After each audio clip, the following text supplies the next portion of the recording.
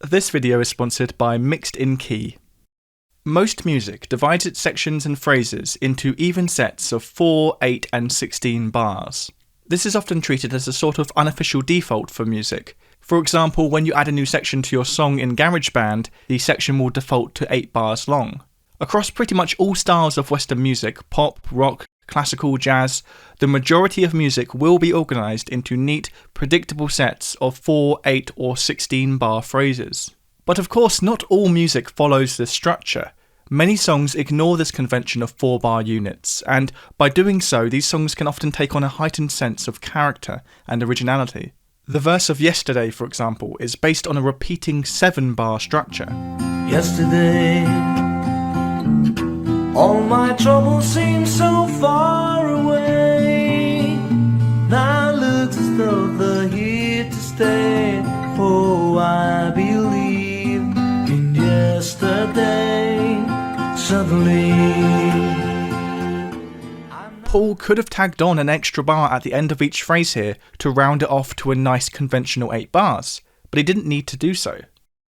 Let It Happen by Tame Impala is largely based on a repeating 3 bar loop. This lends the music an almost hypnotic sound as it refuses to give us that nice rounded 4 bar phrase.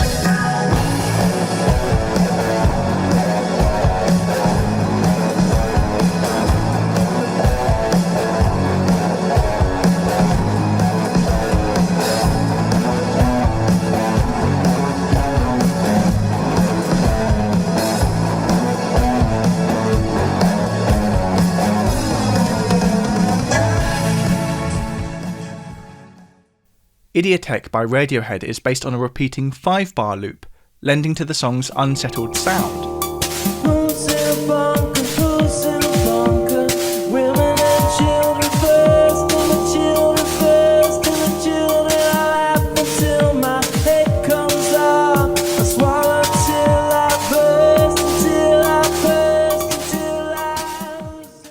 And the song Drift Away, made most famous by Dobie Gray, has a 7 bar chorus which consists of the same 3 bar phrase twice with 1 extra bar tagged onto the end. Come on, give me the beat, boys, and free my soul. I wanna get lost in your rock and roll and drift away.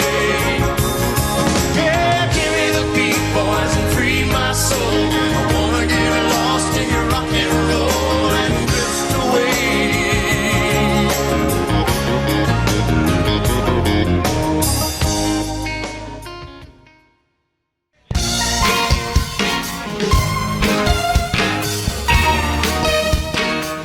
A really interesting example of irregular phrase length is the intro to Ashes by David Bowie. The intro is based on a repeating 3 bar loop. However, the interesting bit is that we get this 3 bar loop 5 times, followed by 1 extra standalone bar, and then we enter the next section. Meaning in total, the intro is actually a very typical 16 bars long. But because those 16 bars are subdivided into these irregular phrase lengths, we still get that irregular phrase sound.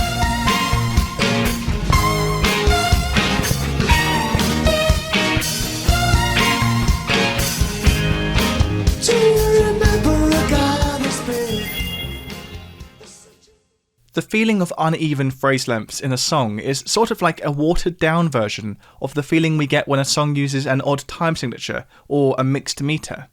When a bar of music has more or less beats in it than we were expecting, it has an off, unusual sound to it, because our sense of timing and meter gets caught off guard by the unexpected deviation from the norm. For example, in the instrumental section of Heart of Glass by Blondie, at the end of each line, 1 beat of the bar is skipped off, resulting in a one-off bar of 3/4.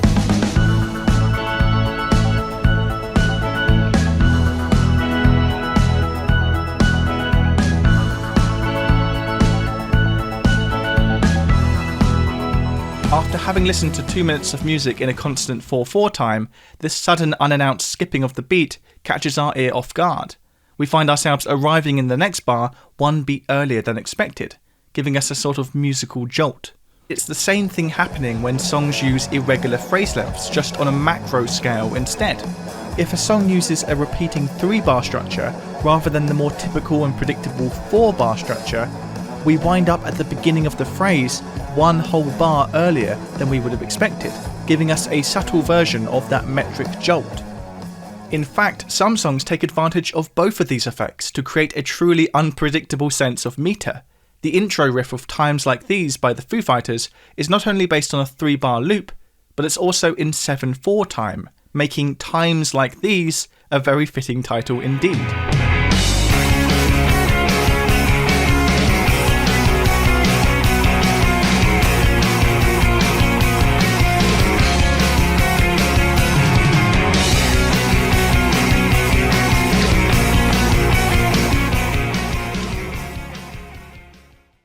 Most of Lizzo's song About Damn Time is based on a 4-bar phrase length, as you would expect for a typical pop song. However, the chorus is instead based on a looping 6-bar structure, making it feel like an 8-bar phrase is getting cut short by 2 bars. Turn up the music, turn down the lights. I got a feeling I'm gonna be alright, okay, alright. It's about damn time. Turn up the music. Let's celebrate. Just like with the Foo Fighters' Times Like These, subtly toying with the timing of a song called About Damn Time adds a nice hint of word painting to the track. Mixed In Key's Captain plugin collection makes it quicker and easier to come up with ideas when you're writing songs. With their Captain chord plugin, you can choose your key and tonality, and then you can start stringing together a chord progression. The plugin will automatically voice lead the progression, and you can even adjust the complexity of the chord voicing. Once you have your chord progression, you can then use the Captain Deep plugin to create a bass line. Captain Deep will automatically interact with Captain Chord to come up with a bass line that works with your progression. And then you can even quickly add some drums with the Captain Beat plugin. The Captain bundle of plugins by Mixed In Key is a great set of tools for coming up with new song ideas. To find out more, follow the link down below. The Beatles were particularly keen on irregular phrase lengths. The verse of Eleanor Rigby is based on a 5-bar phrase, which contributes to this song's eerie, unusual sound. Eleanor Rigby picks up the rice in the church where a wedding has been. Lives in the dream, waits at the window, wearing the face that she keeps in a jar by the door. Who is it for? All lonely people. Saw Her Standing There is largely based on a very typical 16-bar form. However, when the middle 8 arrives, it's not actually a middle 8 at all, but a middle 10. It's like a supercharged middle 8 section, by tagging 2 extra bars onto the middle 8, and then spending those 2 extra bars pushing their vocal line even higher in pitch. It builds extra energy and excitement in the section. Well, my heart went boom when I crossed that room, and I held her hand in my ear. Oh, he danced through the night, and we held. The 3-minute outro section of I Want You, She's So Heavy by the Beatles is based on this looping 5-bar section.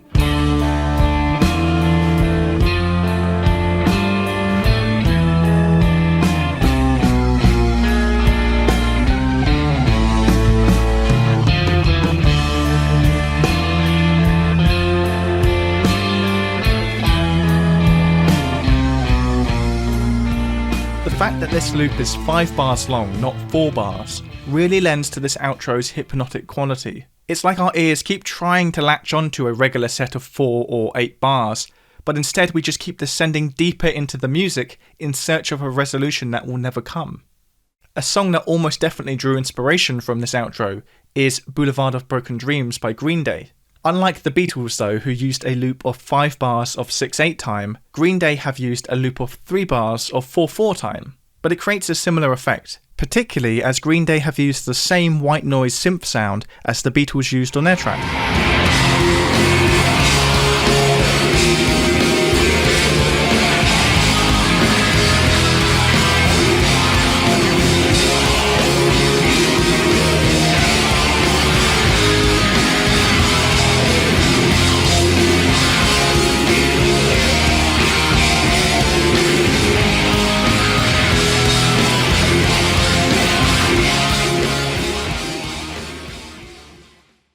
Another more recent song to feature an uneven, extended outro section like this is Redbone by Childish Gambino.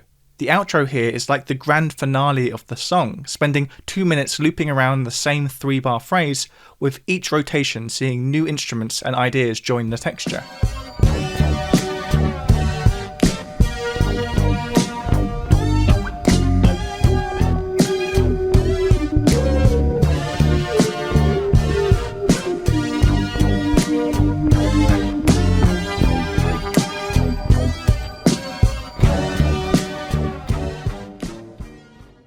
Playing with the amount of bars each section or phrase has can be a great way to add variety and character to each part of your song.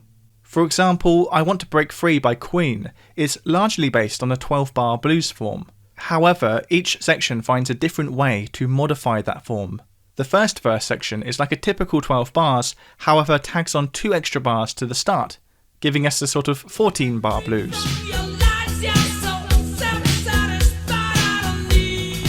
For the second verse, we ditch these 2 extra bars and stick to a typical 12-bar blues.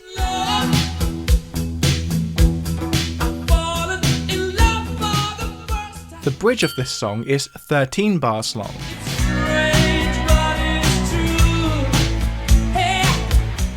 And for the final verse, we now get a 16-bar section.